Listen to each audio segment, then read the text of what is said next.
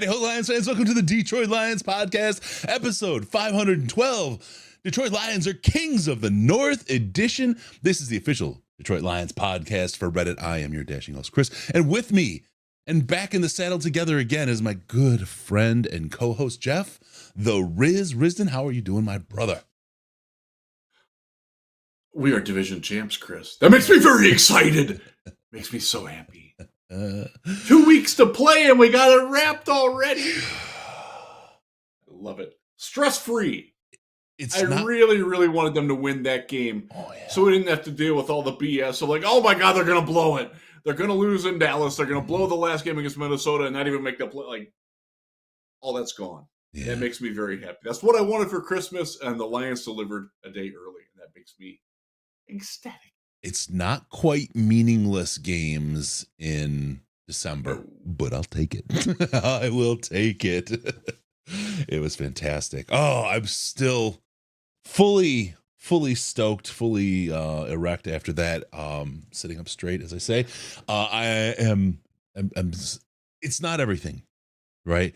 But it is a big marker. It is a 30-year marker for this team, and it is definitely worth taking a moment and celebrating. We will. We had a lot to talk about. We'll do our warm-ups like we do, as we all like to gather and get around in this warmth of the post-Christmas holiday and the championship celebration.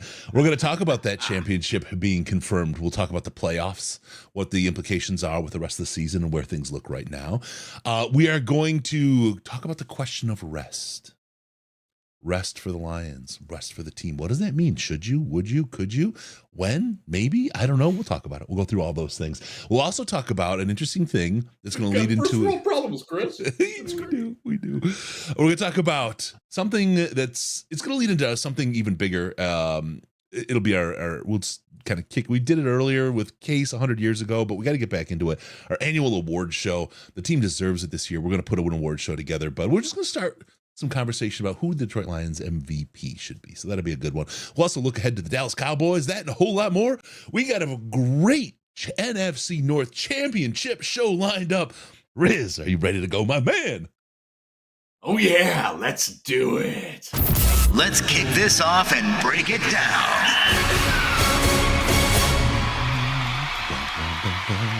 Kings of the North. All right, let's get into this. Please hit that like button. Please bang on that thing like you would whatever you bang on. Screen door in a hurricane. Thank you, BAFD3504 for your subscription. If you're here and watching, you can join the chat. Just hit the subscribe button, and you can chat with us as well. We really appreciate everyone who does that. It means a lot. It helps us out, and let's all celebrate together. It is time. So do that. Hit that like button and subscribe. Post-game show coming up will be Sandman this week after the Cowboys game. So we'll have that on Saturday. That'll be a lot of fun. And with that, let's get right into it. First and foremost, we're going to do our warm-ups as we all gather like we like to do. It's great to see that Brandon, he our favorite Ozark man, he fixed his recliner. If you heard him in the post-game show, Riz, you've never seen Brandon so fired up. It was crazy. He was lit, my friend. I want to talk about, though, for our warm-ups, the Salt Lick and Be Proud. A lot of times we kind of help you kind of look ahead as to what's going to be there. And we've talked a little bit about, these are going to be kind of combined topics here, but I've talked about enjoy it as we win. And when we get to the spot, ball walk, be proud, ball drag the competition. Talk like an asshole, be a big-headed jerk. Don't worry about it, because they're going to hate you anyway. They're going to hate you if you don't get all big-headed and jerky. So if you're going to do it, if you're going to get that kind of hit, get credit for it, actually do what you're going to get credit for anyway. So with that, you're starting to see it. The worm is starting to turn, and we're seeing it here as we hear people talking about the Vikings and the saltiness, the absolute. They are all visiting the Salt Lick and taking big swipes because, man, I don't know if you knew how dirty a player Kirby Joseph was. How great, let me just say right here, how great is it to finally be on the other side of that? Oh, the dirty cheaters. Oh. Finally, we're the dirty cheaters. It's so. I will say it does suck that T.J. Hawkinson tore his knee up. Oh, for sure, and that could actually bleed in the next year, and that sucks. Yep, 100%. If you think Kirby Joseph is dirty, you clearly haven't ever watched him. Like it's an unfortunate incident. It happens across football. Could he aim a little higher? Maybe he might have missed then. Like how do you tackle a tight end? Do you go for the chest and the shoulder pads? Typically, that's a poor idea, Chris. Especially when he has 50 pounds on you. Exactly, at speed, right? You always tackle a tight end below the waist, and things get dodgy at speed. You can't pinpoint where you're gonna hit somebody, and it's absolutely unfortunate. I don't wish any ill will on Hawk. I mean, he's a nice enough guy. We like Hawk. Yeah. I personally like him. I think he's a good guy. I think he's a great player. I didn't miss having him, but I think he's a very good player, and they will clearly miss him going forward. But that's football. That's what football is. Like we saw Hutch take a thigh injury with a low hit because who's going to tackle Hutch up high? Like, it's just not how you tackle a big man at speed. It's just, and that's where the whole concept of a business decision came up for players. You just aren't going to take on a big man at speed and get yourself just destroyed. So happens all the time. No big deal. Sucks. And it happens. It stinks for him, but oh well. And of course the Justin Jefferson hit. I've seen. Look, it looked at speed dirty. Kirby's not a dirty person though, and I think that's a borderline call. To be honest with you, it's a borderline sort of. I'm gonna say that if they wouldn't have thrown the flag, I don't think I would have been like, okay, because you can see it. Like, not that you can challenge penalties or anything, but the call on the field there, I think, was going to stand whether if you could. Like, if they called it a penalty, all right. The optics were bad. The angle that the person who threw the flag looking at it, like, they're human. Like, at speed, again, like, the officials can't be expected to get that sort of stuff perfect. But had they reviewed it, like, they would have been like, oh, if there hadn't been a flag, been like, you know what, that's kind of a clean hit. Like, did his shoulder maybe graze? I don't know. Maybe. But that's not, again, that's football. That was a football tackle. I have seen hits more violent than that not get flagged. Yes. We've all seen that. Yes, indeed. That's just the what it discretion. is. I'm not upset that they threw a flag on it because in real time, like, my first impression was, yeah, that's a flag. And some of it was Kirby did kind of go head. It wasn't like down, but it wasn't the crown. Yeah, it wasn't the crown like initiating, but this is the thing where, like I said, it's finally us that are the dirty cheaters in the eyes of the other team, because we all focused for so many years on that bad call by the refs where our team would fall apart afterward because of how it happened so many times, or that bad hit that didn't get called, or the dirty cheater took our guy out, right? And it's like, that's what we focused on. So I get where Vikings fans are. They're angry and they're looking for something to hang their hat on because they don't want to believe they've been sold a bill of goods. I mean, they believed in last year. Everybody else looked at them and said, well, you're kind of frauds. Those 1-point wins aren't going to sustain themselves. You better improve a great deal if you plan on doing it. And they lost Kirk Cousins. They're not a bad team. They just weren't that team this year. And they didn't get the 1-point swings, and they had some injuries that were on top of it ensured they weren't going to get those things. End of story. They're bitter. They thought they had a chance. Oh, we'll run the table. RELAX, right? That whole thing. That's where the mindset they thought they were going to be in. The Lions are going to, I saw, they're subreddit. They're so diluted there, but it's great. The Lions are going to choke it out. We're going to win the division. They're in this whole diluted space. And it was fantastic to see the Lions just shut that door, destroy their hopes and dreams. And then now the meltdown in Minnesota is fantastic. And with their anger, they've got to play that anger in Detroit, not in Minnesota. And I'd be a little bit more concerned had that first game been in Detroit And then we had to go there after, if it had been gone exactly the same way, and we had to go there. So I feel a lot better about how things are playing out. And they've got a very interesting matchup this week. They got to play the Packers, and the winner of that game is in really good shape to make the playoffs, and the loser is really not. And they got to do it without Hawkinson now. Like that's tough because we've seen how vulnerable Green Bay is to the tight ends. Because they have who's the linebacker who gets like stupid ass penalties all the time? Quay Walker. Yeah. Like he's going to make a couple of great plays, and he's also going to make plays that are just colossally asinine. That's the kind of guy he is. That's what he does. 100%. Like, they don't have that guy to take advantage of that now. This is going to be one of those games. So we get to watch this game. That game's before the Lions play, isn't it? I think the Lions are the only game on Saturday, actually. Are they? Yeah, I think they're the only game on Saturday. I legitimately did not know today was Tuesday until about 4.5 hours ago. So I'm just lost in a fog. Yeah, I was expecting we were going to go tomorrow. I was expecting we were going to go tomorrow. You're like, hey, can we go today? I'm like, I like just stumbled out of bed at like 1 p.m. today. I'm like, yeah. By the way, thanks everybody for sticking with us while we were logistically challenged and not being able to do shows. I appreciate the feedback on the solo show that I did last week. Hopefully we don't have to do any of those again for a while because we're settled in pretty good. This will probably be the only Tuesday show you see because normally my kids are playing basketball on Tuesdays, so we're good. Yeah. All right, so now. With the warm-ups, let's just take that moment, say, suck it, Vikings. You deserve every inch of it. And congratulations to the Detroit Lions, the NFC North champions. More work to do, but for the moment, we're going to soak in the glory as fans who've been here 8.5 years doing this show, all these post-game losses that we've suffered through to get to the point where we were able to do that post-game show where we clinched the NFC North.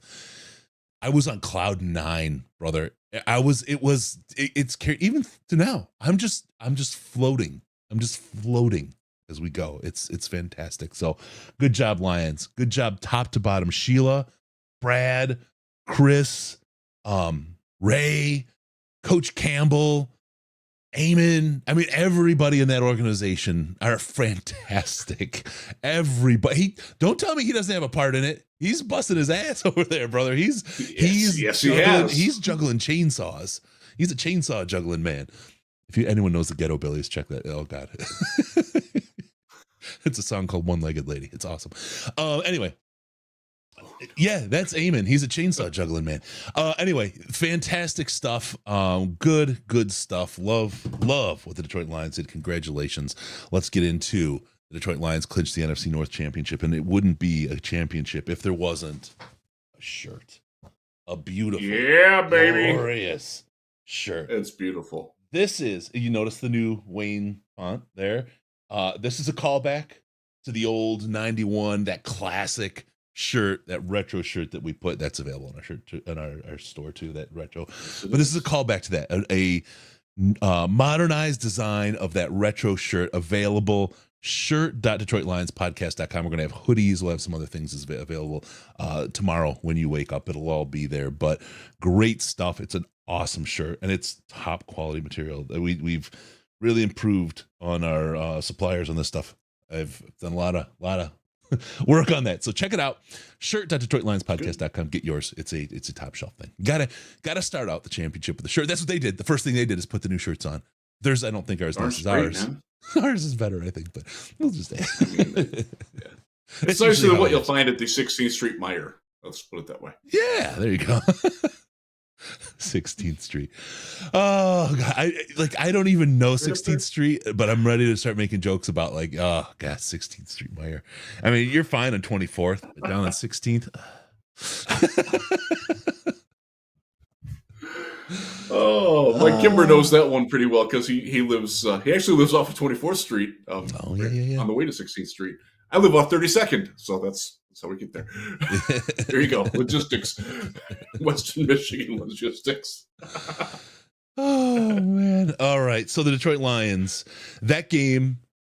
So the one thing that I walked away from, and this is we've said this a couple times this year. Good teams lose some games. You saw the Niners lose to Baltimore yesterday, and they lost some significant players as well, which may play out some significant differences in how the season goes for them as we come to the denouement of the season. But that's some important news as well. But look, good teams lose against bad teams in the NFL. Games that we should win are close and they shouldn't be.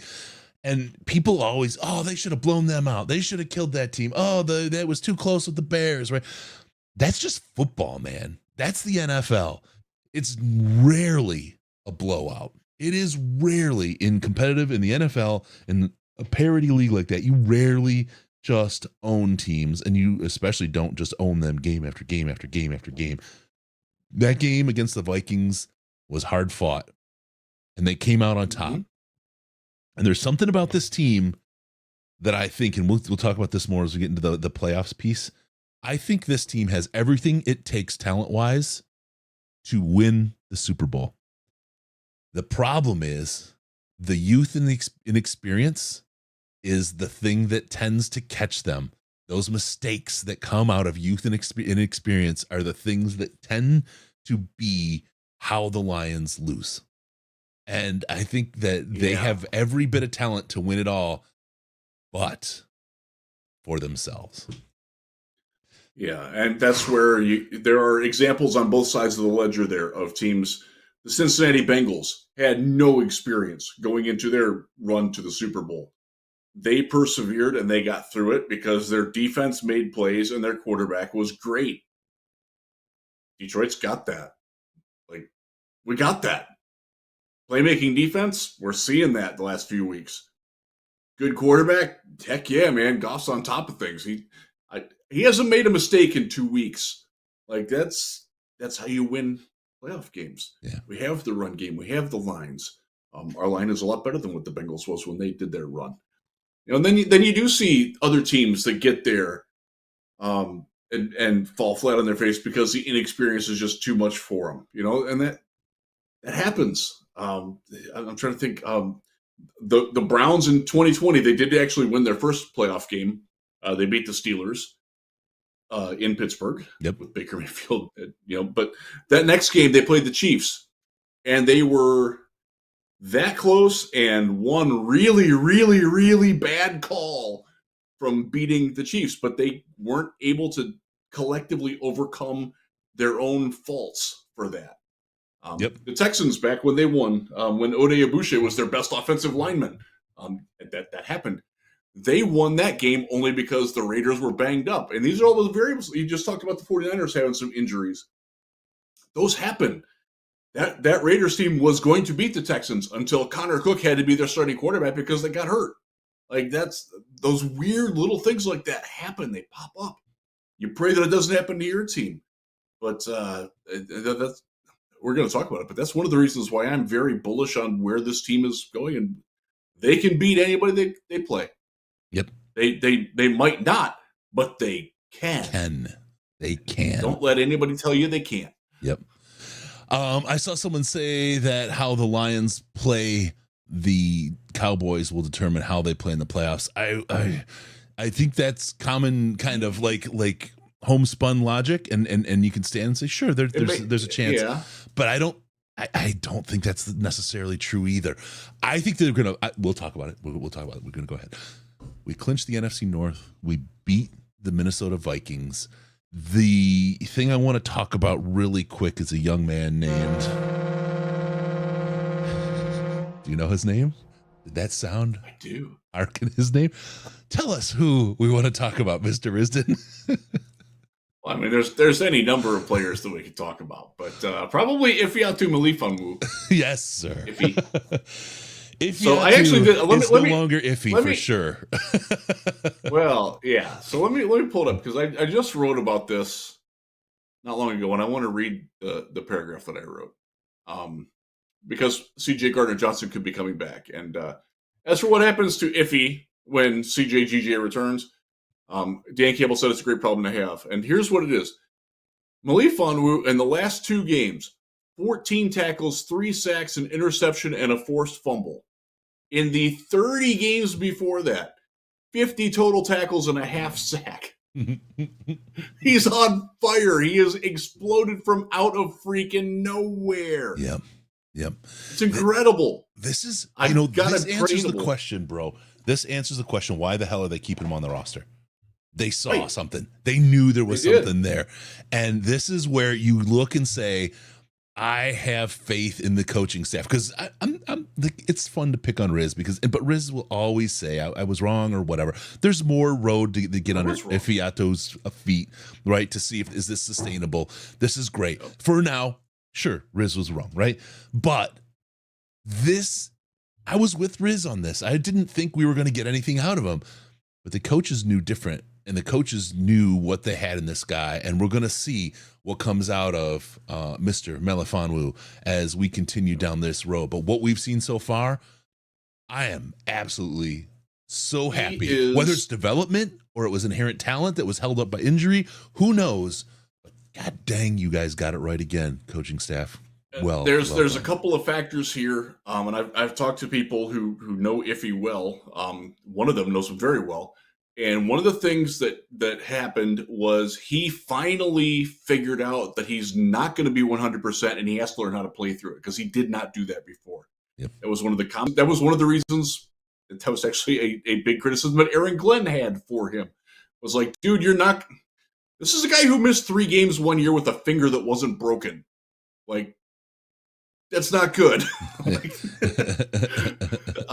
But he's figured it out. He's figured out that he's pretty close to 100%. He looks great. The other thing, they have found a way to harness what he offers. He's got length. He's got speed.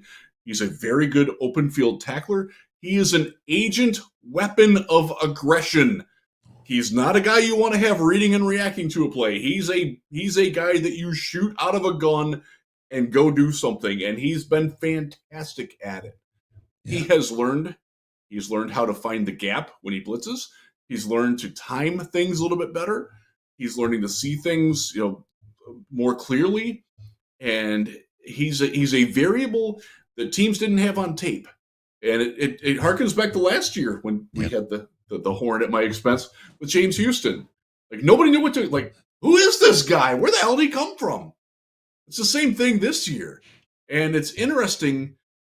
I'm very curious how it persists and carries over the summer, because we saw from Houston that last year, I won't say it was a flash in the pan that can't be replicated, but he wasn't close to doing that again when he was healthy.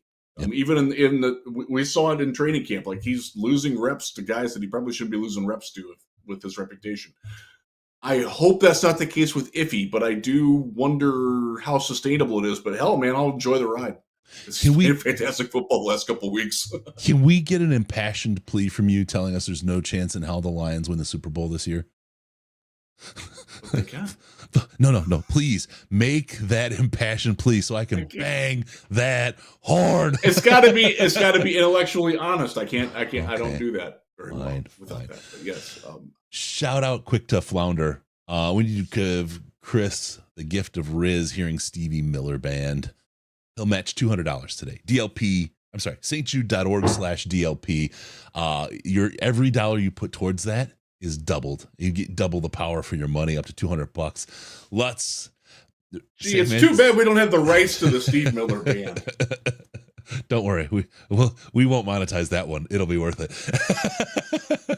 Sandman told the story at Senior Bowl riding in the car when Steve Miller came on, and this freaking snap of your neck.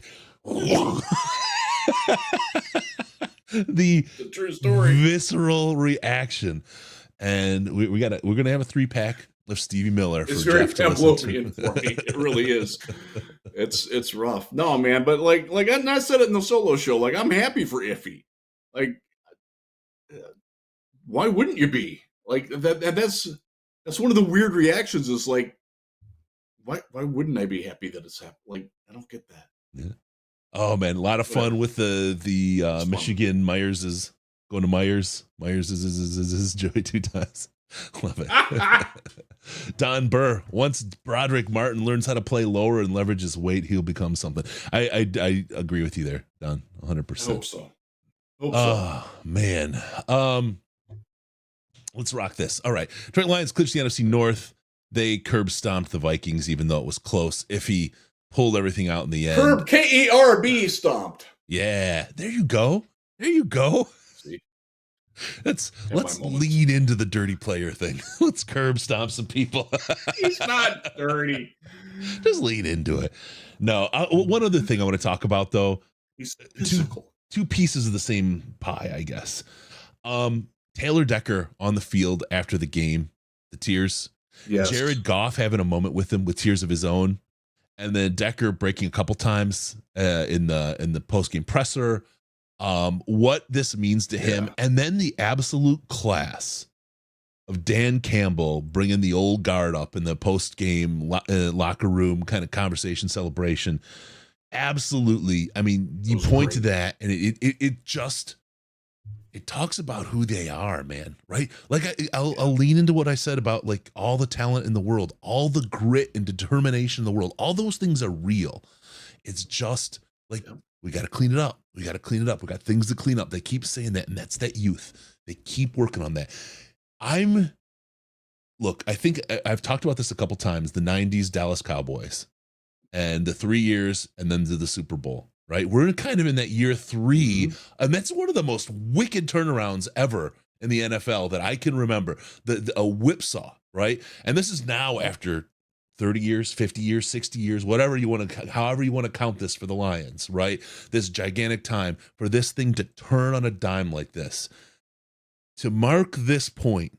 And that's why I say celebrate this now, because if we don't get any of these other things done, this is still a massive accomplishment for this team. This is a milestone and a launching board. Just like last year, winning in Lambeau was that passing of the torch kind of moment. It was that springboard to this year. This is the springboard for everything that happens after this, whether we win a Super Bowl or not. Well, I mean, this team is so well poised, but looking to Ragnow, looking to Decker, Tracy Walker, Graham Glasgow, those guys, the old guard, and what they sacrificed and the pain that they felt through the years. Hearing Decker tell the story about, like, I wasn't even thinking about it because on this when Minnesota had their last drive, because I didn't know if we were going to have to get on the field and do a hurry up down the field to try to get a field goal. I had no idea where things were going. And then he said the flood of emotion when Iffiatu, because he's not Iffy anymore, when he caught that ball, intercepted that ball, and clutched the game. He said that's when the flood hit him. That's when he realized, and that's when he just recognized how much it meant.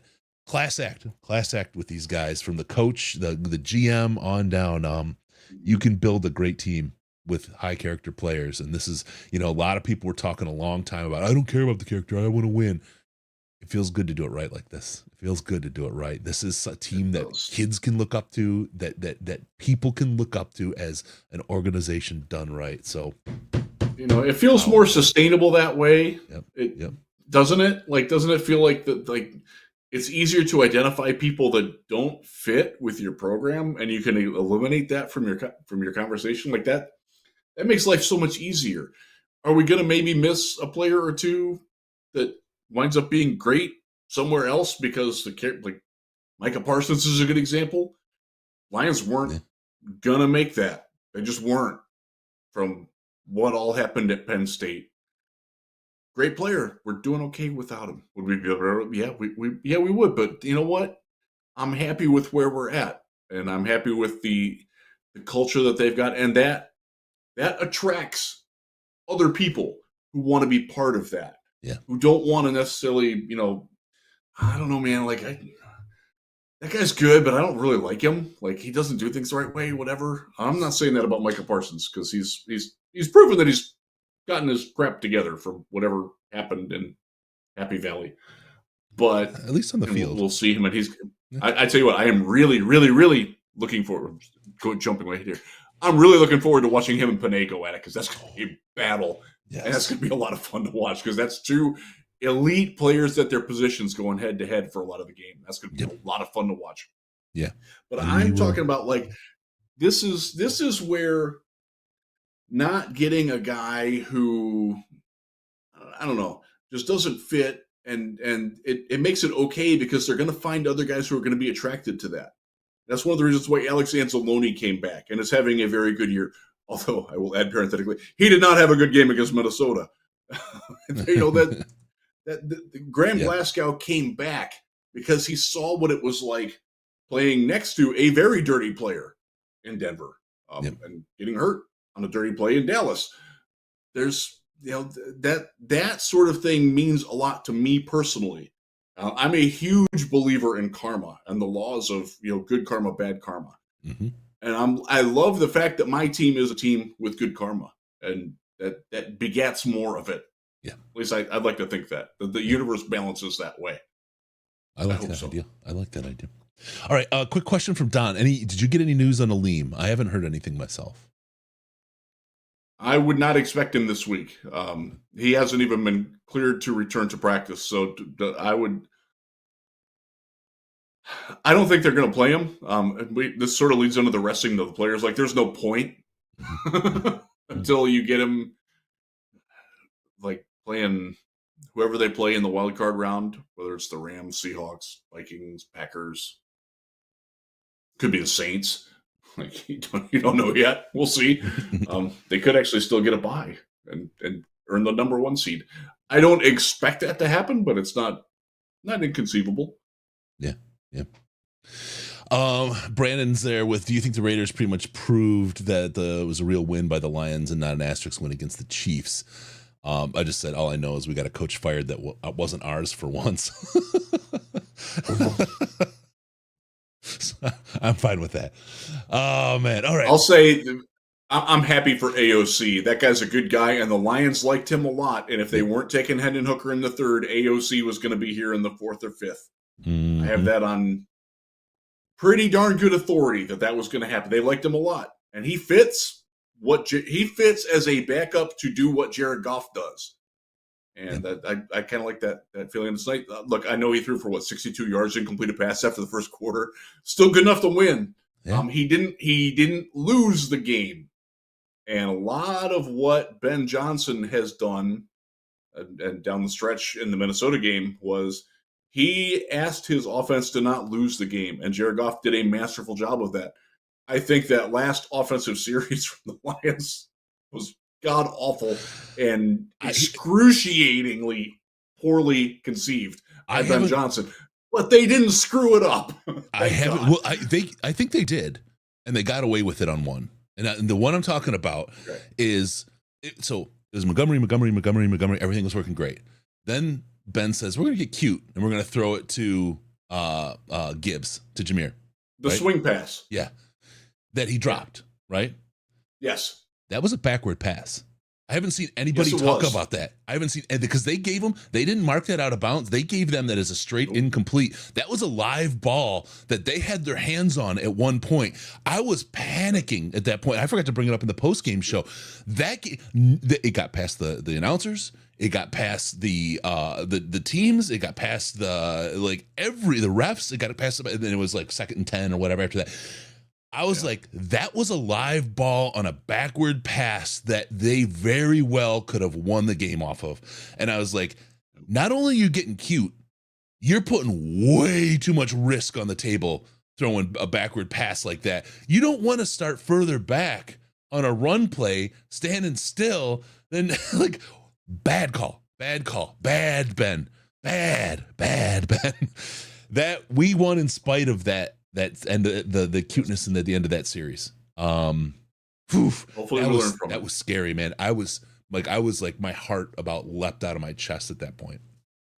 That cost me. I haven't gotten to that part of the film study. The NFL in their infinite wisdom waited the full 48 hours from the end of the game before they got their all 22 up. So I'm through like the first 3 drives of the game. That's all I've got on the tape study. I got to do that after we're done tonight.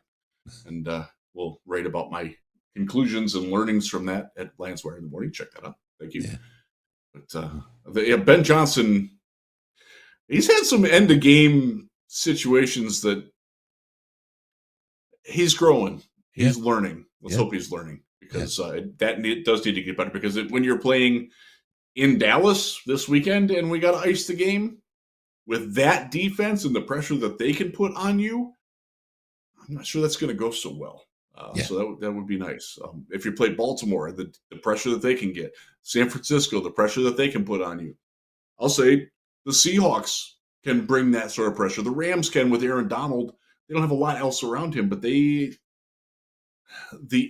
winning icing games and that 4-minute drive that they talked about. I think it was Kenny Albert and Jonathan Vilma. I hate Vilma. I tend to like Kenny Albert. He had a bad call, and I've never been a Vilma guy. And I hate Vilma. I can't stand him. He's such a terrible announcer. He's not good. Give me Aqib Talib back. Come on, please. Oh God, get me back in the booth. I loved him. I freaking loved Aqib Talib. Yes, he was good. So he talked like us. I like that. Talked like a fan watching football. Yeah, that's what Tony Romo was so great early, right? He's still good, but he's not. I loved when Jim Nantz was terrified of Tony Romo in the early days because Tony was in there just talking with his bud. I bet you $5 the next play is a run to the right. Like betting was not okay in the NFL at that point, and Nantz is just like freaking out. I loved those days. Nantz, the awkward, and Romo is just like he's like your high friend having fun, right? He's just like, I bet you $5 is a run over the right, man. It was so hilarious, right? Oh man, I love that. I miss those. I miss those a great deal because those were fantastic. Now, as good as Romo is and professional as he is, I liked him a little bit more raw, a little bit more rough around the edges. He wears on me now. He bought into his own press clippings and that. He's still fine. Like he's better than Vilma. He still can't. But anyways, they were talking about the 4-minute drive to end a game, and that's not something that the Lions have been very good at. There's a couple of instances that they did. Was that Sunday? Yeah, today's Sunday was not one of them. That was really, really harrowing. That was so I'm watching that game. So my family typically doesn't watch the Lions game with me, but because it was Christmas Eve, we were all in the same room together watching. And my family is not Lions fans; they're Texans fans, and so they're giving it to me like, oh, they're gonna blow it, and I'm like, I am nervous. Now, Chris, I like to pre-write things. Yeah. I pre-wrote that the Lions won the game. I had that. I was ready to edit, I'm not going to lie, but I had it written out. I had the title, and I was able to publish it very quickly thereafter because I had faith that they were going to do it.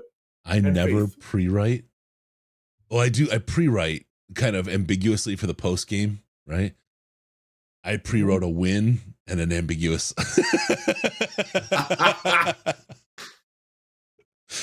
I was like, I need this because they're gonna do it.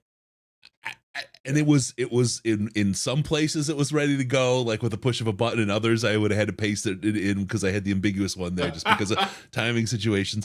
But I admit it. I had to. The only thing I did wrong was I trusted. So we have a. There's the NFL has a thing that media can get into where we get like all the stats instantaneously and everything. And they had the score wrong at the end of the game. And Nolan Bianchi of the News and I got caught 30-26 because that's what was on the NFL's thing. Turns out the NFL was also wrong in their playoff picture thing that they published last night during the 49ers game. They got the Lions scenario wrong because they made it like the Lions were not going to win the tiebreaker with the Eagles if it was head-to-head for the 2 seed. And in fact, the Lions do win that one if they beat the Cowboys. And they also screwed up the Texans and their path to the playoffs pretty badly. And they fixed that. So it's weird that the NFL was wrong on those things. But they had the score wrong for a little bit. And Nolan and I both had to go back in and edit our things because we had the score wrong because we were reading it off the official NFL stat thing when in fact we should have just watched the scoreboard because it was right. Yeah. I digress. Ooh, man, oh man. All right. So NFC North champions, the Minnesota Vikings failed, as do their fans and the rest of those bums in Minneapolis. It's a thing. There's something wrong with them. Like you live in those northern latitudes that far north, right? Anything north of like Flint. And you get a little bit lightheaded. It gets a little bit cold, and you're like, oh, just move south, man. Like, what are you doing up there? And those guys, especially as you go west, Like you start going, you get to like Minneapolis, and even where Case is at in Fargo. There's been shows. Say Case is one of those people. There's been shows where when Case and I would do it, where I'd say Case, and because I would look in the wintertime, I'd like, Case, it's colder in Fargo than it is on Mars right now. What in the fuck are you doing? What are you doing? Oh man. Okay, let's go on. Let's move to the next thing. It was such a good thing. Chris, say it again. The Lions are the NFC North champs. The Detroit Lions have clinched the NFC North championship and are the NFC North champion. Love it, baby. Love it. All right. Oh wow! I got Barblos. I have not heard this from anybody, and I want to give those folks credit. I was at the game, and there are quite a few fans that congratulated us after the game. Was very surprised at how classy they were. Good for them, because all I've seen, and of course it's social media. You can't really say that this is a real eyedropper of society. Let's be honest. I mean, a lot of the news and say they want to tell you it is, but it's a place where people go to harass other folks legally. Yeah, yes it is. So credit to them, but boy, the reaction has been nuts. It's funny because you get the Packers and the Bears. The Packers are like, hey, well deserved. Congratulations. Hope to keep fighting you. The Bears, we're gonna get Caleb next year. We're gonna rise. Look forward to some good battles in the future, right? But good job on you guys. Yeah, good. Good job for you guys, right? It's been like pretty good for them. It won't be. Like I've told you folks, don't be fooled. They're not our friends, and they're gonna be all in our crap soon. But the Vikings are the first worm to turn, so let them go. All right, let's talk about playoff implications. There's been all kinds of goofy kind of playoff setups where everybody except the NFL.com has us as number 3 seed, and NFL.com has us at number 2 seed, right? So, but that's the NFL. No, it's the NFL. The NFL is the official one. Shut up. I want to go. I want to go to this thing. If the 49ers, with all their injuries, and there's the potential, they've got to play the Rams, right? If they lose one more game and the Lions win out, we're the number 1 seed, no matter what else happens. That's correct. No matter what else happens, the number 1 seed is still on the table for the Detroit Lions. This game against the Dallas Cowboys is huge. Huge. And I've made this comparison of the Cowboys' resurgence in in the 90s as they came forth. The team that beat them last before they took it all, the Detroit Lions. Yes, what? Is this a script flip? Oh God. Right? That'd be nice. I don't want to lose. I mean, I don't want to lose, but I do want to win the Super Bowl. Like, would have lost. I don't even want to talk about it. So this is a big game this week. Let's talk about, first off, what the next 2 games mean for the Detroit Lions. Winning out is got to be at the top of the Lions' mind, Riz. Winning out, and they'll be the 2 seed. And the other thing that would do is that would more than likely, I don't know if this is officially the way it is, but that would mean that Dallas would be the 5 seed. And then they're going to be on the road. And they'll be playing Atlanta, Tampa Bay, New Orleans, whichever team winds up winning the South. And they should win. But Dallas on the road is they're an incredibly different team than they are at home. Like, they're much better at home for whatever reason. They're undefeated at home, right? I believe so. Yeah. They certainly, I know their point differential is way wacky, like in terms of how they are at home versus how they are on the road. Like they played a tough game against a good Dolphins team in Miami. They lost on was it the last play, penultimate play, something like that. I don't fear them at all on the road. At home, you have to respect them, because they do things. And this is one of the things that's curious for me is because somebody brought it up in the chat earlier. Was this is sort of like a playoff game? It's a preparation for. How do you prepare for a really good team on a short turnaround and doing it on the road, because the Lions might have to do that in the playoffs if they're not the number one seed. And I have an appreciation for that. I don't know. I like the idea of, Chris, you know I'm weird about this. I don't actually want the bye. I want to keep playing. I don't want to have a team with momentum that just won a playoff game coming into Detroit with us not playing for a couple of weeks, and maybe if we rest players even longer than that. I don't like that at all. I would much rather be the 2 seed than the 1 seed. I know it means going on the road for the NFC Championship game. If it comes to that, I'm okay with that. I would rather keep playing. I would rather play a team that's a wild card rather than a team that just beat a wild card team the week before. That's me. I know I'm unusual in that. You are unusual. Let me just really quick, including this last game. And Brandon brings up a good point. We could play, including this last game, Minnesota, Dallas, Minnesota, Dallas, and for the 5 games in a row. You talk like a spite city, right? Oh my God. Dallas becomes basically a division rival, at all. Right? It really isn't. Yeah. Nuts. I get your point, and I want to talk. I'm gonna touch on that a little bit when we get to the next topic. So I like what you're thinking of for the Lions to have a break and rest. Now in '91, they had the break, then they beat Dallas, and then they lost to Washington, right? So the break is how. So it'll be interesting. It'll be. Remember that game? Yeah. That was when they were the Hogs in Washington. Now they're just. That was a really, really good team. I don't, and just to look back into time, since people were talking about like where they were in '93. I remember the '91 Redskins. Like I didn't appreciate how good that team was until a few years later, and you look back and like all those dudes are in the Hall of Fame. Like that was a pretty damn good team, man. Yeah. Didn't think it at the time, but they really were. Woo. All right, so let's see. Okay, so the implication: there is a shot to be the number 1 seed. The number 2 seed is his potential. I really, really think though that the Lions need to. If you have to lose one, which one do you want to lose, Riz? I want to lose the last game. I would rather lose to Minnesota than to Dallas, because you can say they're playing for their playoff lives, and they will be. Yeah. Whether they win or lose this weekend, they're not eliminated if they lose this weekend. They would have to win the last game. Yeah. It's at home. We've clinched it. We'll have a very good idea at that point of where we're going to be seated, if we need to be playing for anything or not. Like I'm not.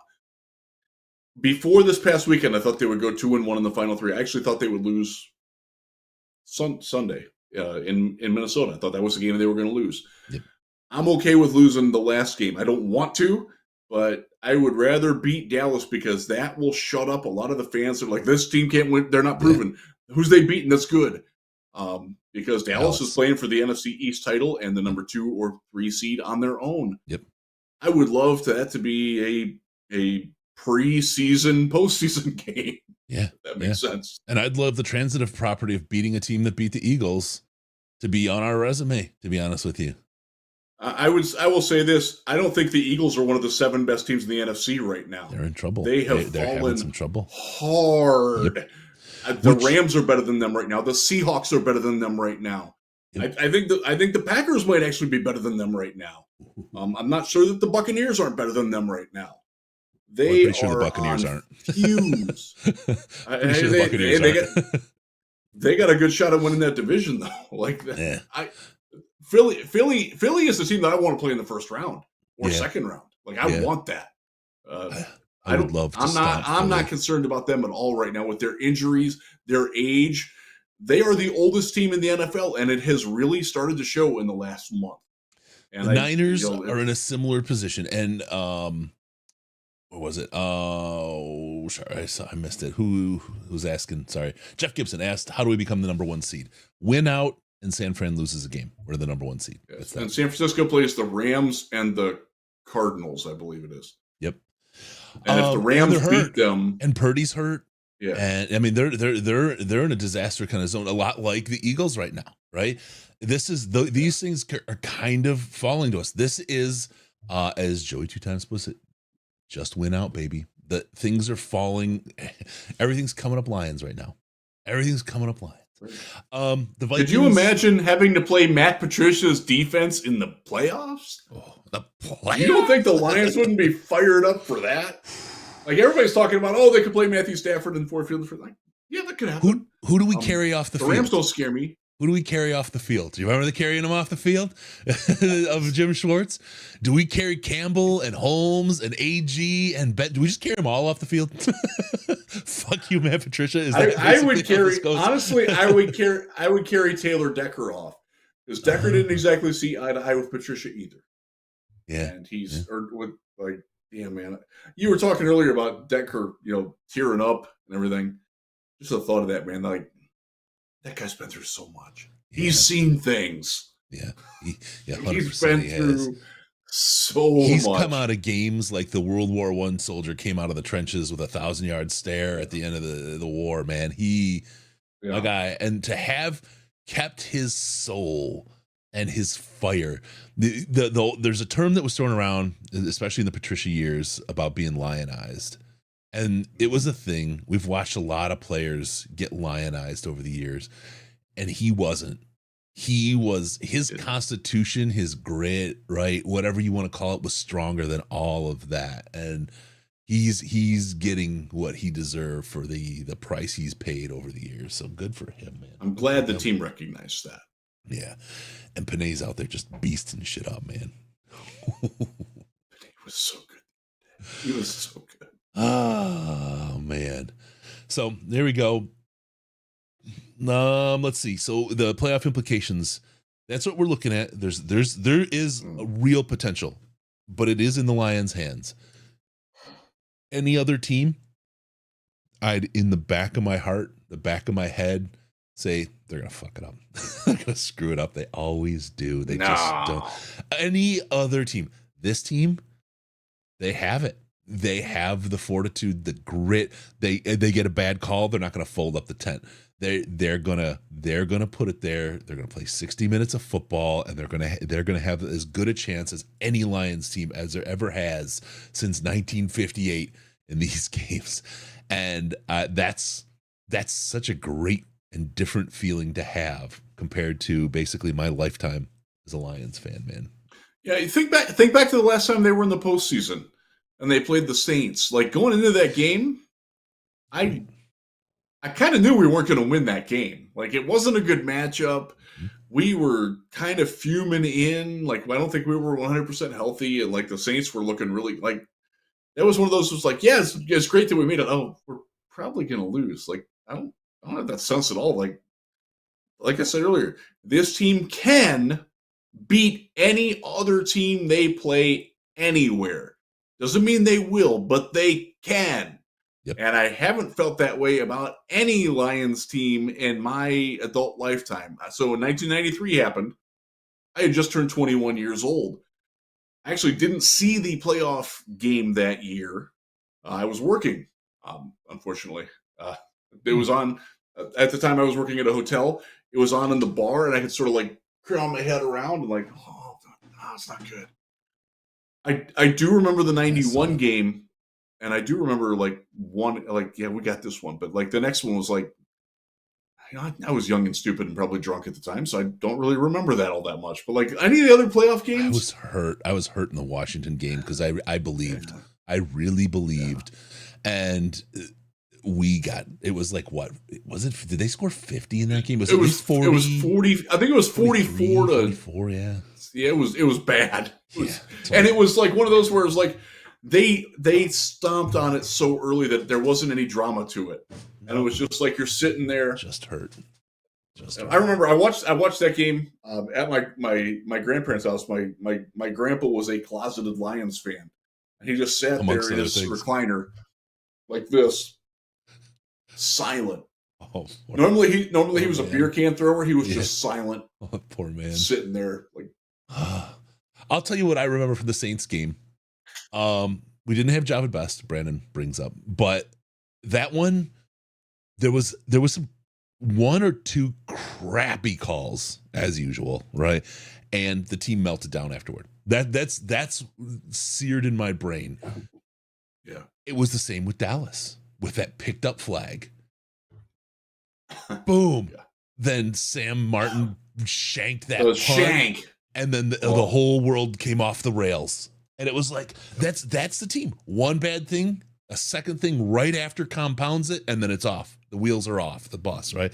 That's not who this team is. I love it. I totally agree with that. This is not that team. I'm not predicting 2 wins, but I'm predicting that the team will absolutely show up and give everything they have and not give up. I don't care if they go down 21 early.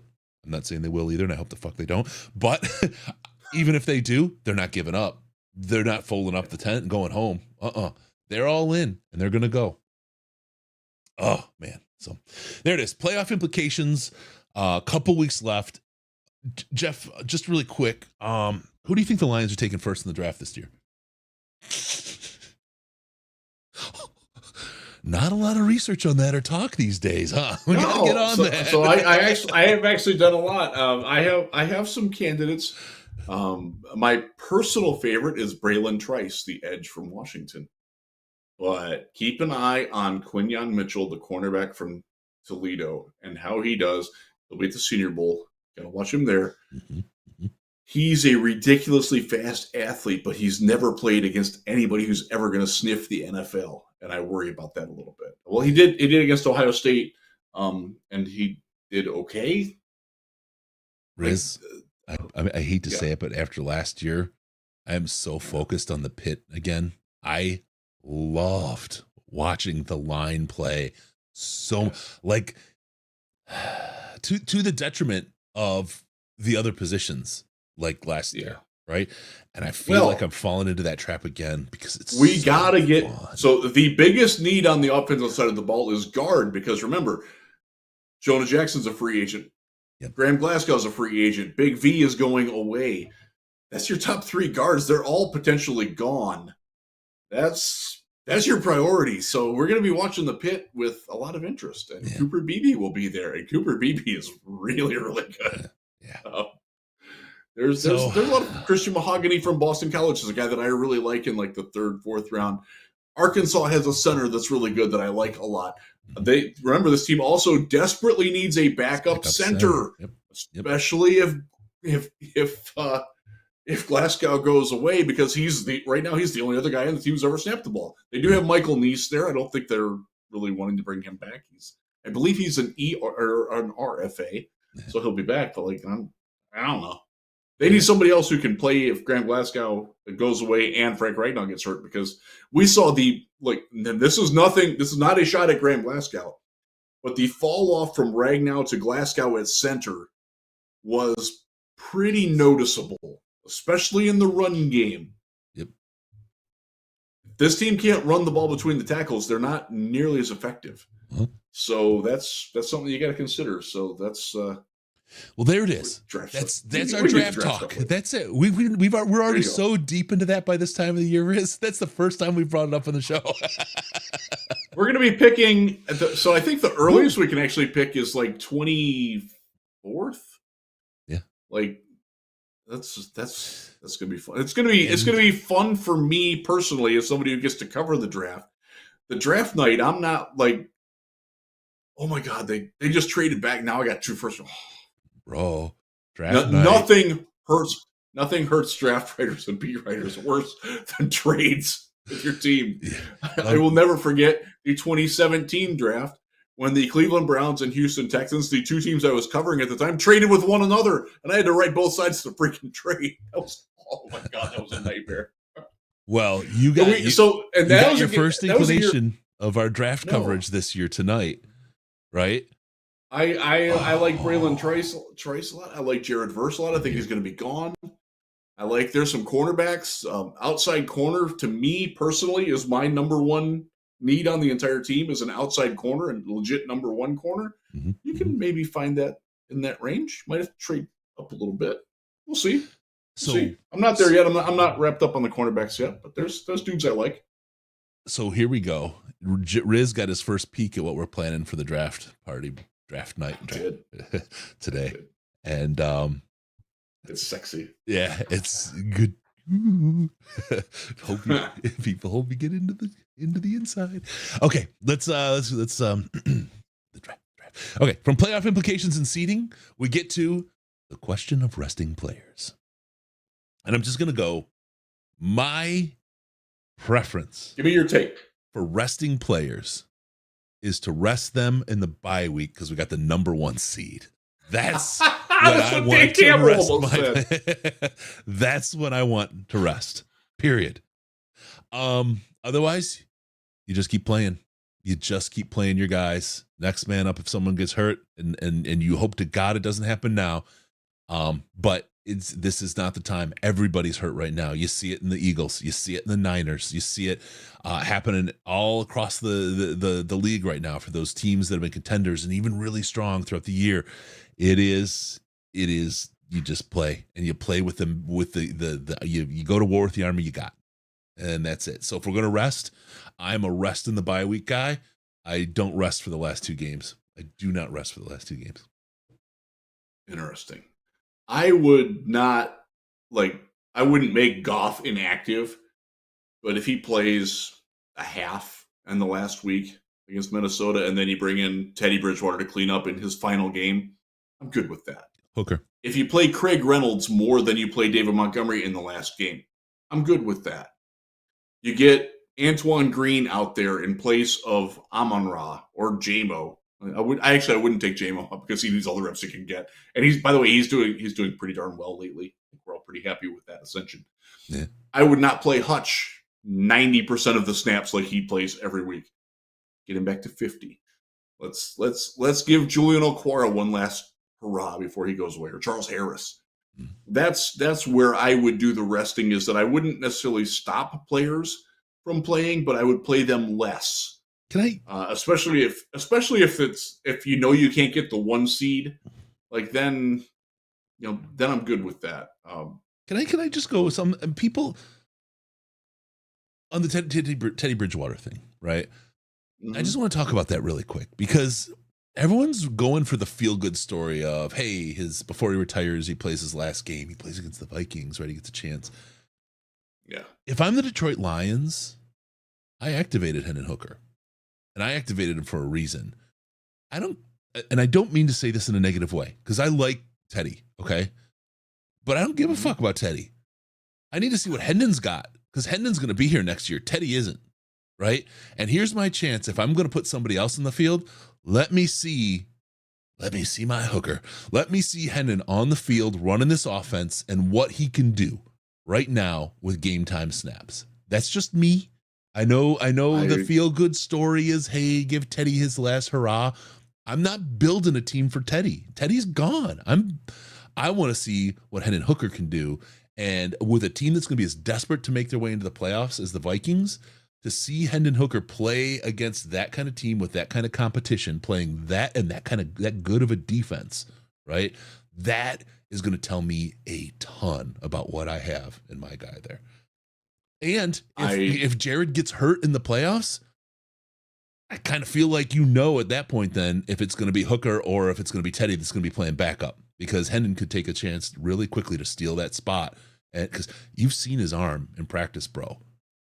My guy, he can throw. Yeah, he can. His skill set. I know he can be mobile, but his skill set, he can run this offense day one without any changes. Agreed. He can make those. He can work the middle of the field. Tennessee had him do a lot of that. I agree with you, Chris, and I would also start Hooker myself. I don't think the Lions will for a couple of reasons. Number one, I don't think that they want to throw him out there if he's unready and hurt his confidence.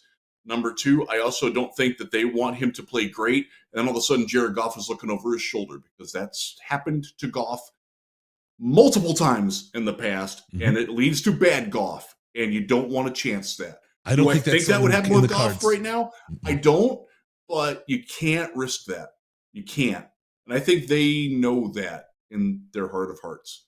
And that's why I think if they were going to if they were going to sit Goff, it would be for Teddy and let the veteran get his time.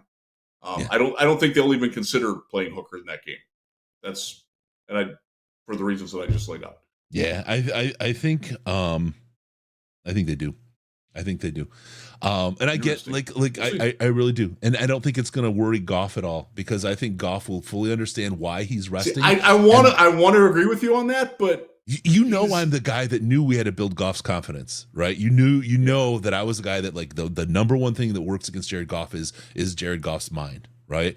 He's not there. 100%. Jared Goff has shown that he's well beyond that right now. He's got the confidence, and the one thing that I think would really make it a kind of shoe in for that is if he has something signed before that game. I think at that point he's like, yeah, no big deal. Really quick, I would talk about Brandon. He said, my last day before I was retired as a mail carrier, I was scared to death of getting into an accident. Just give me the day off and get my money. That's great. That's so awesome. All right. So, question of resting players. Riz, what's your thought on the rest and get ready? Yeah, like I said, I wouldn't sit. You know what? I might actually sit Frank Ragnow. Yeah. Because I don't think the team can win in the playoffs without him, and he does have recurring issues. If anybody would be listed as questionable, they sit. Whether, whoever it might be. I would play the hell out of Broderick Martin in that last game. I would play the hell out of Kindle Vildor that last game to see what they've got. Let's let Jack Campbell play every play on defense instead of 78% of the snaps. Maybe it comes at Anzalone's expense. Maybe it comes at Derek Barnes' expense. Maybe if Barnes is even back then. I would probably sit Taylor Decker at halftime. One of those deals where you come out in the second half and like, okay, I don't even know who the hell are back up. I guess it would be Dan Skipper. Or Coyote, who is Rebecca? I'm blanking on it. Let's see what they can do, and if that happens, I'm also not playing Jared Goff behind that line. No chance in hell. Yeah. And that's where I would do the resting. Limited play, not no play, because I do think there is definitely something to staying sharp. And again, that's one of the reasons why I don't want a bye week. I want the number 2 seed because I want this team to keep playing. I don't want that momentum to stop because they're playing damn good football right now. And weird things happen, man, especially with a team that has 0 playoff experience. Decker played 1 playoff game here, his rookie year. I think he's the only guy that's played in a playoff game in Detroit. Yeah. Goff has a little bit of playoff experience. I think Leaf has like a 1 game when he was with Tennessee. Like, there's just not much there. Ken makes a great point. If you're going to start messing with the O-line, Teddy's your quarterback. Absolutely right. That's the one reason why I wouldn't put Hooker in. And Ken, very good point. I would like Frank Rags. He deserves a rest, right? Deserves some rest. Get some. He doesn't want it.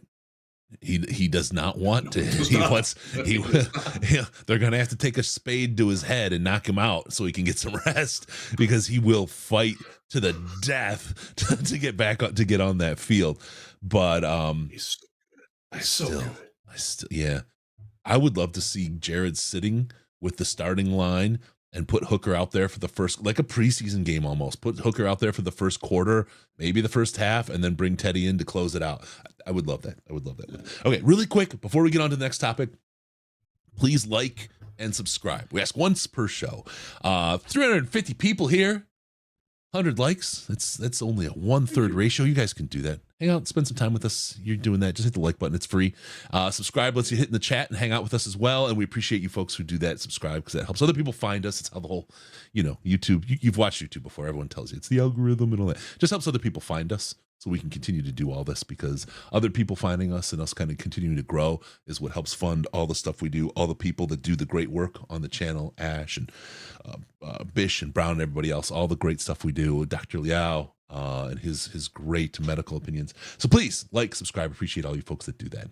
We only beat you up once per show, and we haven't done that for like 2 months. So you get it, whatever. And the last thing, we can't be remiss in letting you know about the sweetest Detroit Lions NFC Central Champs shirt, the throwback to the 91 classic wreath remodeled in today's kind of view. Check it out. It's at shirt.detroitlionspodcast.com. It's in our merch store there. We're going to have some hoodies and some other stuff there as well. So check that out, shirt.detroitlionspodcast.com. Get yours and show off your pride. It's available in black, which is the one that I got, but it's got a really nice blue, Lions blue as well. So you can pick what you like. I have a blue one coming. Yes. Haven't been to the mailbox yet today. It might be there. I didn't check. I did not check. We'll have to see. I don't know. Okay. We'll have to look. All right, let's see. Afraid of the Bills. Let's get to the next one here really quick. There we go. All right, the next topic is, who is the Detroit Lions MVP? And this was a conversation that Riz heard earlier today, and it kind of kicked this off. And I just sent a picture of it to you, Riz, the thing you can see. Okay, I'm gonna let you set this up. I'm gonna let you set this up and roll with it. Yeah. So in one of the power polls, I want to say it was the Athletic, it might have been the Sporting News, but or maybe ESPN even. They went through and they listed the team's MVP, and I hadn't really thought about it, to be honest with you. And again, whatever outlet it was, and I apologize for not remembering, they picked Penei Sewell as the MVP for the Lions through week 16. And I'm like, that's interesting. I don't disagree, but I'm not sure that I agree. Like, I hadn't really thought about it. And I actually wound up thinking about it a lot today. And is it Penei? Like, you can make an argument that Amon-Ra deserves it. You can make a good argument that Jared Goff is your team MVP. You can make an argument that Hutch is your MVP. And I know people that, we're calling him Bustinson still, or probably not going to like that. But are they really still? What turds? Yes, those are Vikings fans. Don't. It's interesting because on that one, real quick, I had an interaction with somebody on Twitter today, and I thought that he handled the interaction well when I came back at him. That, like, I used to do this with Myles Garrett in Cleveland, and he gave good answers to it. And then other people glommed onto it and were like, "Hutchinson sucks, man. He's a boss. So I don't know why we took him." Like, honestly, I think it was Michigan State people who just can't get over that. The ones that wanted Kayvon Thibodeau. Yeah, I mean he's turned out okay, but he's I'm no Hutch. happy with Hutch. I'm very happy. He's not Hutch. But yeah, and like, who else could it be? Ragnow, maybe? Like Laporta, maybe. Laporta's not going to get it because he doesn't have the volume of touches. Bro, he's got more than any other tight end in the history of the Lions. He's getting there. He's got touches, but it's a rookie thing. Yeah. So, right. And there's a lot that goes into this MVP, and this is where it gets really funny because there's the political piece of it. Right, where it's like, oh, well, is he there long enough? And there's a little popularity contest with it. Let's try to keep that out. Let's talk about what production was to make them the most valuable player to the Detroit Lions' success. Yeah. So is that fair? Penei, we'll watch it. He kicks ass. He is PFF's highest graded offensive lineman overall. He deserves that. Highest grade in PFF on the entire team. Yes, he is. No one's graded higher at any position than him. Yeah. I will say, I do think they fluff his grade a little bit in pass protection because I've seen more than they've logged for him. But he's good. He's certainly fantastic. We love him. He is the catalyst for the run game, too. And I think that's important because without being able to run the ball, I think they would be asking too much of Jared Goff. And again, that's not a criticism of Goff. It's just he's not a guy that if Jared Goff has to win you football games, I'm not sure he's the right guy for that. He doesn't have to because they have the ability to run the ball and get into 2nd and 2, 3rd and short, 4th and 1. By the way, the quarterback sneak call, brilliant call. Loved it. Oh, God, Loved it. Jared Goff is the perfect quarterback for this offense. Or reverse that. This offense is the perfect offense for Jared Goff. Drop him into Kansas City's offense. No go. You drop Patrick Mahomes into our offense. Have you seen the balls, the ducks he's been throwing, bro? Ain't going to work. right? And this is the thing that a lot of people have. Look, the mobile quarter. We're going to go back. We had this conversation back in June, and I love how this year's turned out because we're going to have it again, and it's getting even more fun. But being mobile as a quarterback is an awesome skill to have. It's an awesome skill, but you have to design the offense around that, right? When you have somebody, look at like Fields is another guy, super mobile, right? Takes a lot of hits though. Has a hard time sometimes delivering a pass, right? Nobody is the all-around perfect quarterback. Justin Fields, unfortunately, is in a terrible situation where they're not putting him in the best possible offense for his skill set, and they're just going to wreck him. They're just going to wreck him, and it's terrible to see what's going to happen to him because as a quarterback, I think he has a lot more to offer than he'll ever get a chance to because of the situation he's in. Jared Goff is in a situation where he can be Pete Goff. Period. He can be everything he needs to be. Does everything have to be perfect around him? Well, people say that, but any quarterback needs the perfect offense for them to be the perfect quarterback. If it's the quarterback wins as a stat, is it or not? Right? I mean, because that's like, oh, he needs everything perfect around him. Oh, so you're saying quarterback wins are a thing. The rest of the team doesn't matter. If that's what you believe is the only way that Goff can be good. It's true for every quarterback, and the offense has to be tuned to the quarterback. Josh Allen, same kind of thing in Buffalo. That offense is tuned to him. It's a different skill set that he has, that Jared Goff has, than Kirk Cousins has, right? They're different guys who need different styles of offense to be at their very, very best. Any one of those guys is a top-tier NFL quarterback in the right system. And that's where I get kind of, you can't run or whatever. It doesn't bother me because we've tailored this offense to work for Jared Goff and bring out maximum Jared Goff. I don't think he's the MVP guy, though. You don't think Goff is? No. Because you just made a really good argument for Goff. I know I did. I absolutely did. But it's because he's a product of a system where everybody's. So who's the guy that pushes this system over the top, whether it's the defense or the offense, right? I love Panay. I love Ragnow as those guys. St. Brown, I'd be all in on because, but the last couple weeks, it's been a little bit, you're like, he's been falling off, but he's been the absolute difference maker in games. The reason why we've won games, that run game is the reason why we win games. And so you start leaning towards Panay and Ragnow again, right? I have a hard time. I think one of the biggest difference makers in one of the most important spots, but he's another guy that's kind of disappeared for portions of the season. Ryan Branch, young guy. His INTs, man, are off the chart as a rookie cornerback. Think of this. People forget this. He's a rookie. Rookie cornerbacks don't do shit in the NFL. Sauce Gardner is an anomaly. That they don't do anything hardly ever. And Brian Branch has been playing like a third or fourth year corner, just making impact. Sacks, interceptions, great coverage. He's been burned a couple times. That's what happens to cornerbacks. That's why you have to have goldfish memory, all those kind of things. Brian Branch has made an argument, I think, for being a difference maker. And the reason, think about Kansas City Chiefs game. His pick six, right? Do you remember that? That was the absolute catalyst to the season, to kick this season off for the Lions with a win over the Chiefs and set sail, right? That was just important as hell. Rookie of the year, maybe not MVP. I'm having a hard time. Now I start saying, well, can I name a coach as the MVP? Because the personality of Dan Campbell, absolutely, man. Every one of these guys has a little bit of Dan in them. Maybe an inch, maybe two. That's actually where my mind went when I started thinking about this. I'm like, how is it not Dan Campbell? Yeah. I mean, but you can't choose Dan because he's the coach. But he's the guy.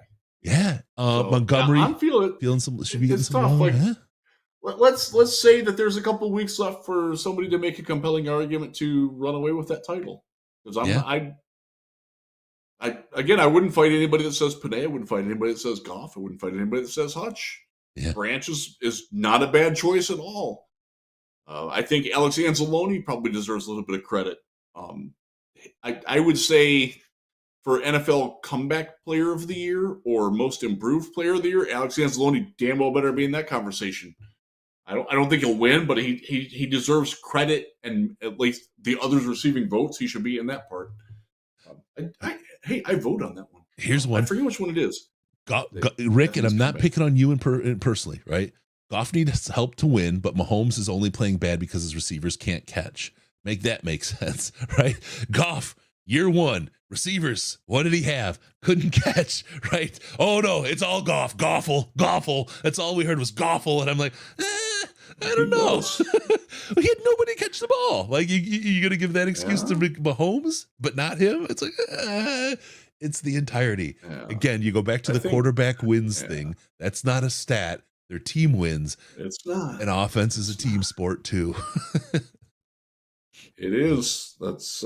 I mean, look at Aiden. We just watched Aiden O'Connell beat Patrick Mahomes. Was Aiden O'Connell the better quarterback in that game? Hell to the no, he was not. In Kansas City. Quarterbacks don't win. Oh man.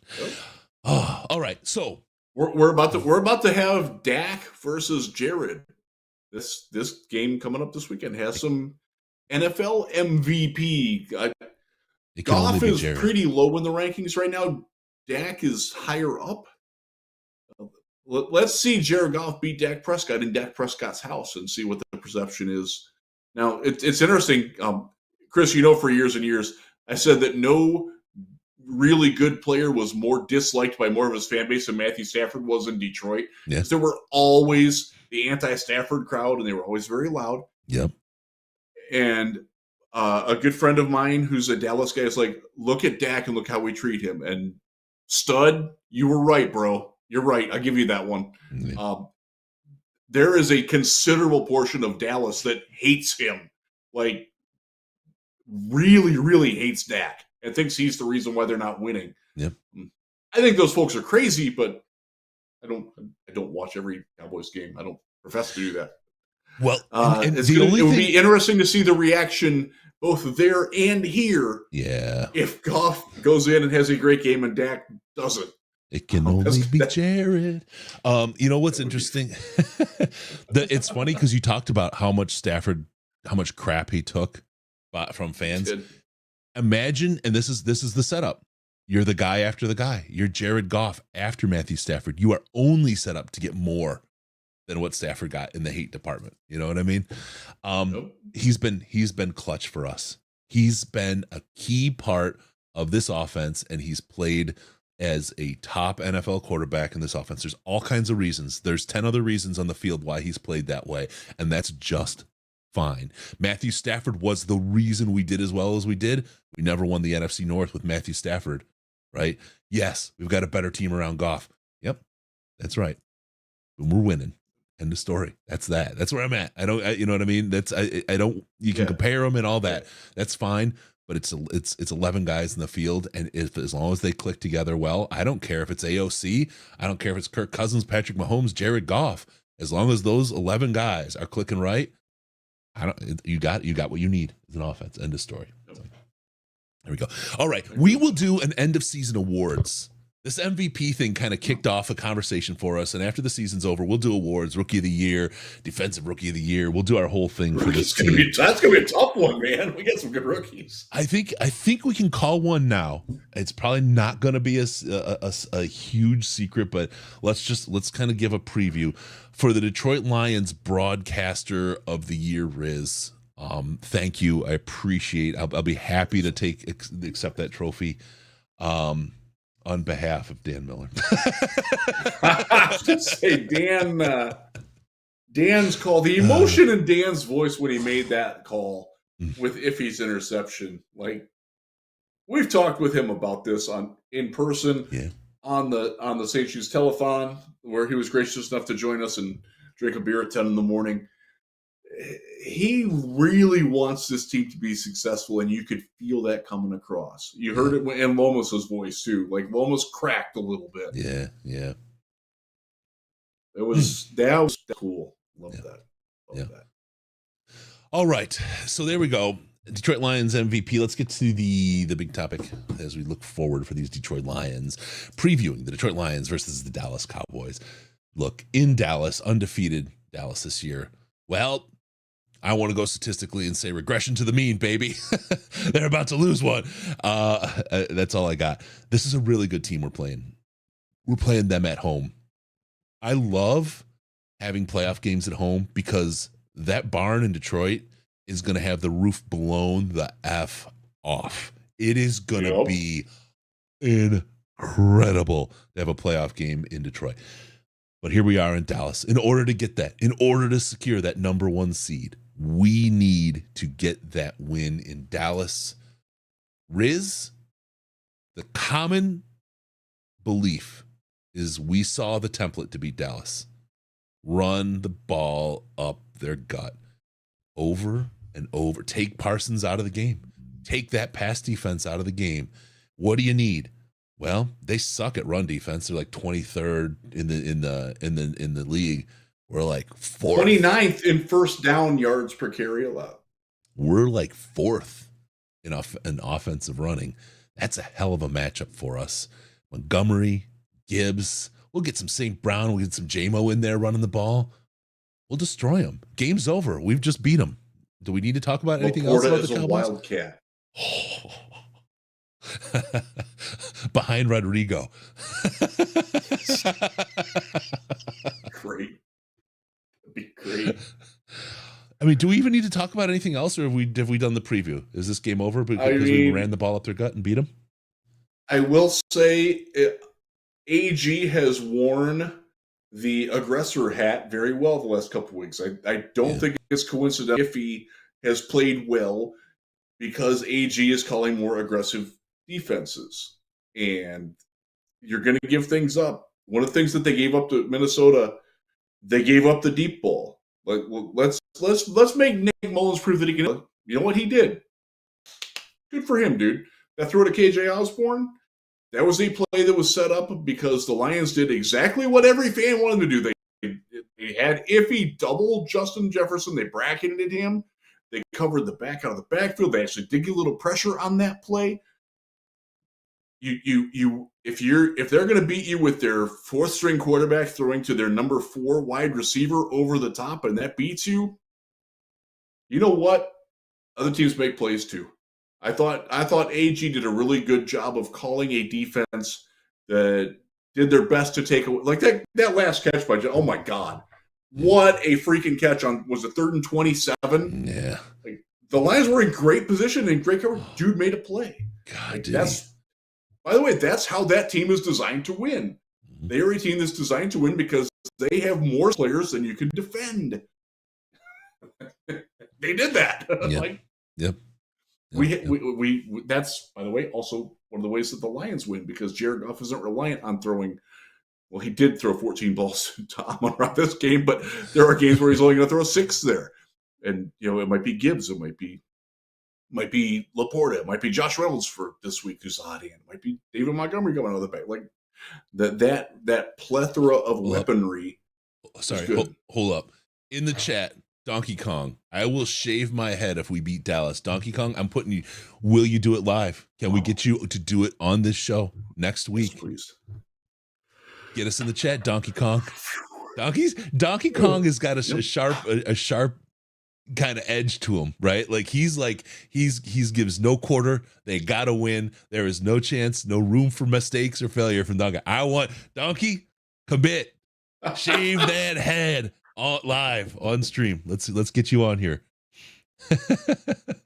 Oh wait, we got Rick Grit. He'll shave his head if we lose. Rick, are you bald? Let me just start. Oh man, let's see. I will say there is something oddly cathartic about shaving your own head. Everybody should do it once in their lifetime. I did. I don't wear it well. I learned that the hard way. But I got to say, it was pretty cool. Like just going. Yeah.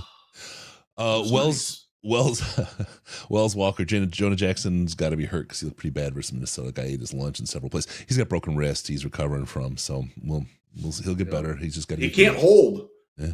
We lament all the time that we're getting held on defense. Well, our offensive line's also pretty good at holding, and right now he physically is incapable of holding, and it shows. Yeah. Donkey Kong's he's nothing. Just radio silence. Chris Mason's hair will be in curlers. That's good. Riz might look like a cone head if he shaved his head.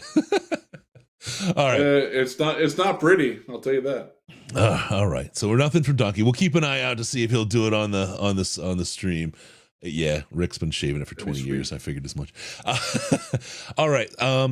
What else about the preview in the game? The defense. It's really our offense against their defense. I feel like is going to be the name of the game here. I do want. We need to outscore. It's this. So let me rephrase that because it's actually our defense against their offense. I think we're going to score and do what our offense does. Put 30 on the board. Right. I honestly believe, and I think the over under is like 55 on this game. It has. I think it has Dallas. The last I looked by 6. They get 3 because they're at home. So it's Dallas by 3. Really look it up. I think that our defense getting stops is going to be the difference in this game. Yeah, Dan Quinn versus Ben Johnson.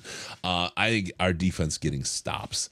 Brandon, Ash's daily DLP is going to be great this week. Definitely watch. I got one that's in the can right now from Ash that may release tomorrow afternoon. It's pretty hilarious. It was after the win, but I haven't been able to put it out yet because I've been busy around the house with the family.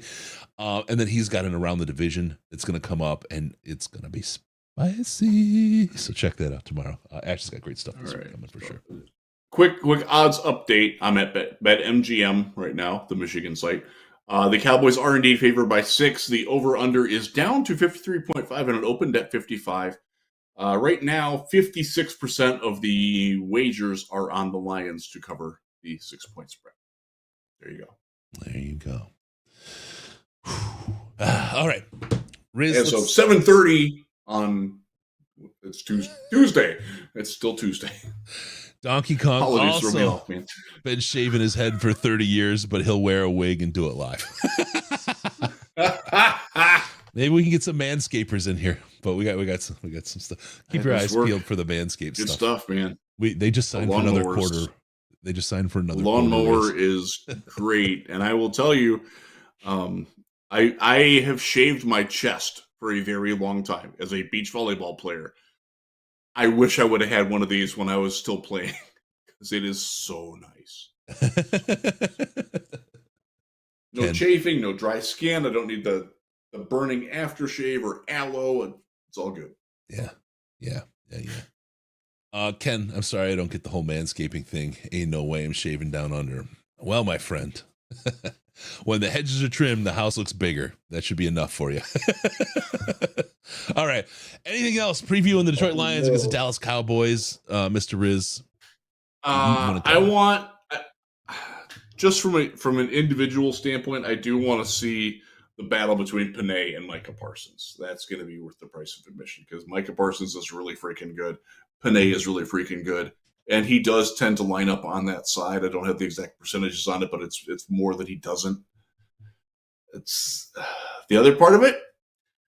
Aiden Hutchinson is going to get to go against primarily Terrence Steele, who's not playing good football right now.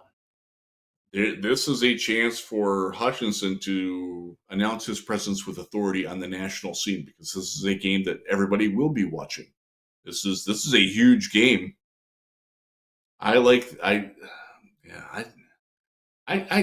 Dallas. I'm not going to pick against Dallas at home, but I'm also not going to pick against the Lions. I'm not sure where I'm at on the game yet, to be honest with you. It's going to be a good game. I feel like it's going to be close. It's going to be tight. And look, folks, I heard, the Lions, they didn't, they barely beat a beat up Minnesota. It doesn't matter, man. It's the NFL. It's the way games go. This is going to be a tough game. This is going to be tough. It doesn't foretell the future of the Lions in the playoffs, but boy, it'd help to win. It would help to propel. This is when you need a team to surge. And I'm going to tell you, this would be huge for a young team like the Detroit Lions to find that surge right now. Ken McWise, my house is plenty big. That's the right answer, bro. Oh man, yeah, but you get a whole nother wing.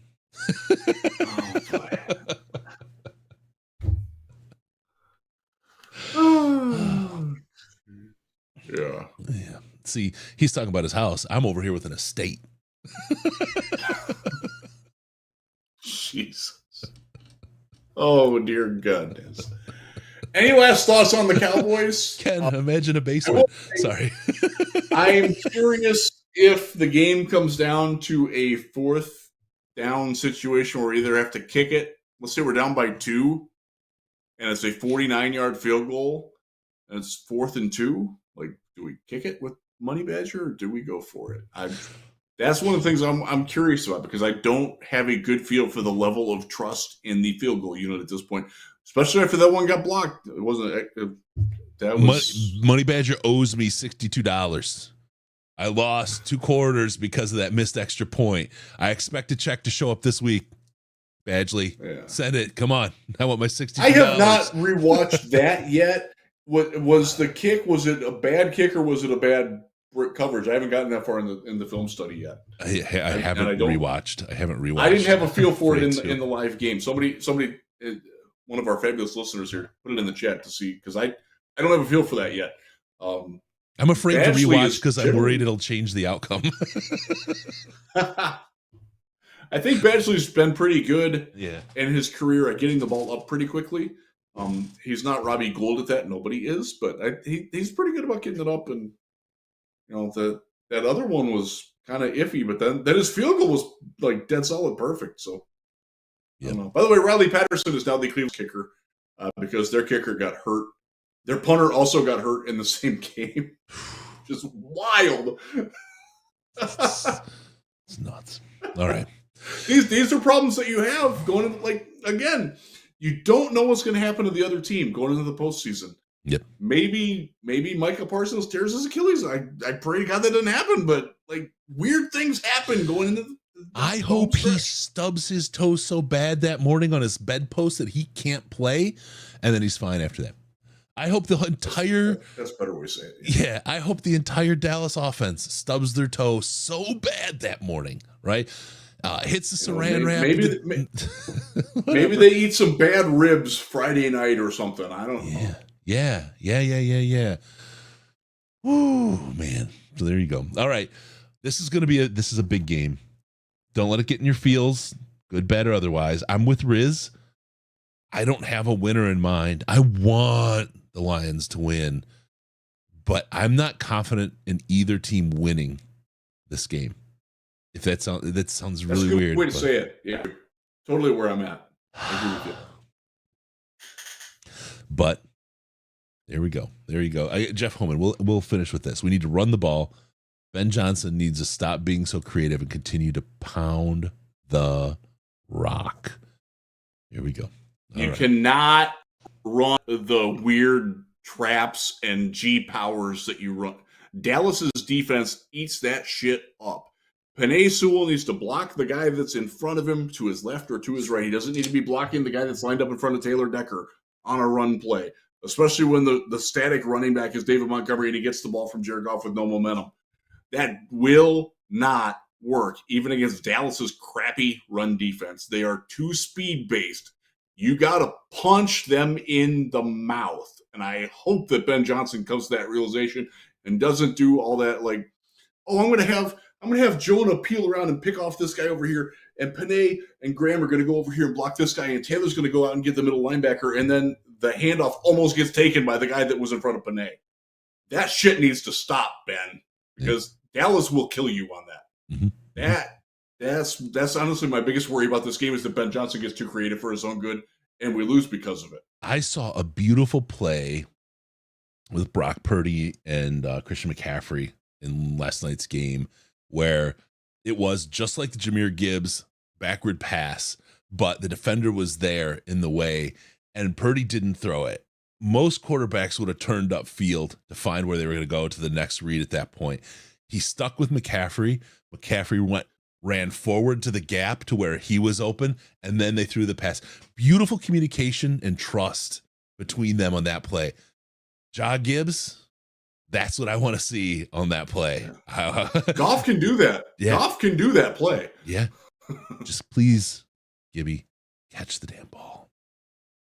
Catch the ball. Clean. What is it, 4, 5 drops?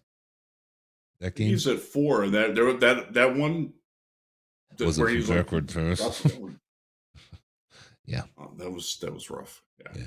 Okay, Barb, thank you. Yeah, we're saying that it was a badly missed block that led to the field goal. So I want to know who missed the block. They owe me $62. I want my money this week. Want my money? You made gambling legal, NFL. I want my $62. It's like better off dead with inflation. Better off dead with inflation. $62. All right, I think we played it out. Yeah, it is fantastic. You can't. It's not anymore. Unfortunately, a rewatch would probably not. Yeah, I'm thinking of the Howard Cosell part. Mom. Remember the Howard Cosell piece? Yes. It's so funny in the day, but I didn't go today. You really can't do that anymore. Oh my god! I was talking the other day with a buddy of mine. We were talking about Porky's. Like, there's no way that could be released now. No, but man, that scene. Damn, that was funny. Back in the day. Scene after the glory hole, right? Where they're in the office with the principal and the kids and Miss Ballbricker, and the one coach is talking about having a lineup. I know if I watched it today, I would still absolutely die laughing because it was so contagious how hard they were. You feel guilty about it. Oh. Yeah. There's nothing wrong with that. Funny. Oh God, the world has changed, man. I watched Eddie Murphy Raw for like 4 minutes and had to shut it off. I was like, we used to quote that in high school. Can't even watch it now. Oof. We used to listen to Andrew Dice Clay on the way to debate matches in high school. We can't do that anymore. Skips. Oh, the Tallywhacker. That's it. Chris Mason. Oh, that's awesome. Yep. Dan Skipper. Still waiting for Dan Skipper to catch a pass. Oh, that'd be sweet. Make that happen. I'll tell you, Dan Skipper is one of the most lovable players on that Detroit offensive line. I just love Skips. I really do. I don't know what it is about him. It's the players love him too. And his kindness at the same time. He's just like, it's weird because it would be like from an investment perspective, it would be stupid, but I would love a Dan Skipper jersey. I would absolutely love a Skipper jersey because he's just, he would sign it and would be like tearing up signing it for you. Yeah. He's that kind of guy. I love Skips. That would be great. That's a gadget 2-point conversion play that I would like to see. For those of you who watched the quick lane poll today, we better not do the one that Minnesota tried against Bowling Green because that was god awful. Yeah. God. It'll be on SportsCenter in the not top 10 to check that one up. But we need to. I love Bowling Green because I feel like the name is what a bunch of English people do after the fox hunt. They head to the Bowling Green. Bowling Green is much like Indianapolis in that no matter where you are, the wind is always strong and in your face. It's weird. No golfing. All right. Remember, don't forget about us on Patreon. Patreon.com/Detroit Lions podcast. $5 a month gets you access to the Slack.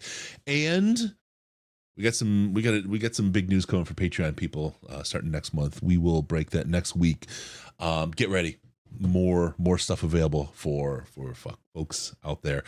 Join Patreon. $5 a month gets you Slack. It's patreon.com/Detroit Lions podcast, the most intelligent Lions chat on the internet. It's like 423 people and only 2 dumb ones left. We're working on it.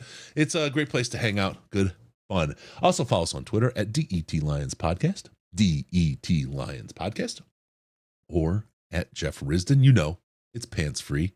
You get to see it. Oh my God, the pants free chugs that were going down. I don't know if you saw it from Ben after the win. Oh God, it's worth scrolling up in the Slack.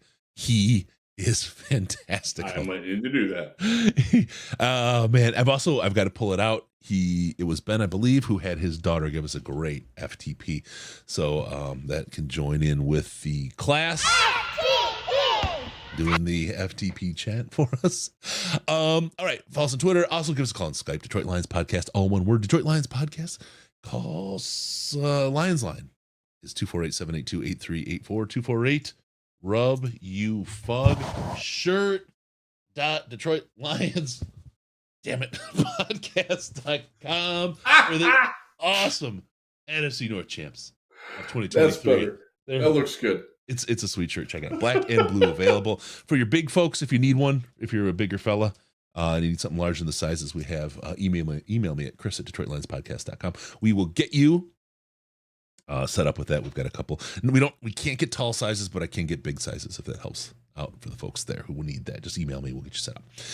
Be sure to go to DetroitLionsPodcast.com.